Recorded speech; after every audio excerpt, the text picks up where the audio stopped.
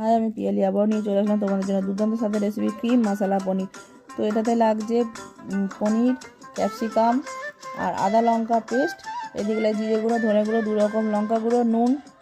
আর তোমার লাগছে প্রথমে পনিরটাকে ভালো করে ভেজে আর নুন আর চিনি জলের মধ্যে কিছুক্ষণ ভিজিয়ে রেখেছিলাম। তারপরে একটা তাওয়া বসিয়ে তাওয়ার মধ্যে একটুখানি বাটার দিয়ে, শুকনো লঙ্কা আর গোটা গরম মশলা ফোড়ন দিয়ে, ওর মধ্যে ক্যাপসিকাম আর মটরশুঁটিগুলো একটুখানি ভাজা ভাজা করে তার মধ্যে মশলাগুলো দিয়ে একটুখানি ভালো করে কষিয়ে তারপর তোমার একটু দুধ দিয়ে ঢাকা দিয়ে দিয়েছিলাম। ঢাকাটা খুলে তার মধ্যে তোমার পনির যে ভেজে রাখা পনিরগুলো ছিল জল সমেত, ওই জল সমেত পনিরটা দিয়ে দিয়েছিলাম। আবারও কিছুক্ষণ নাড়াচাড়া করে ঢাকা দিয়ে তারপরে উপর দিয়ে তোমার ফ্রেশ ক্রিম আর কিছুটা ভাজা মশলা ছড়িয়ে আর তারপরে একটু নাড়াচাড়া করে ওর মধ্যে উপর দিয়ে ধনেপাতা ছড়িয়ে তাহলেই রেডি হয়ে যাবে তোমাদের ক্রিম মশলা পনির। তো দুর্দান্ত স্বাদ হয়েছে। তো তোমাদের কীরকম লাগলো রেসিপিটা প্লিজ কমেন্ট বক্সে জানাবে। ভালো লাগলে লাইক, কমেন্ট, শেয়ার করে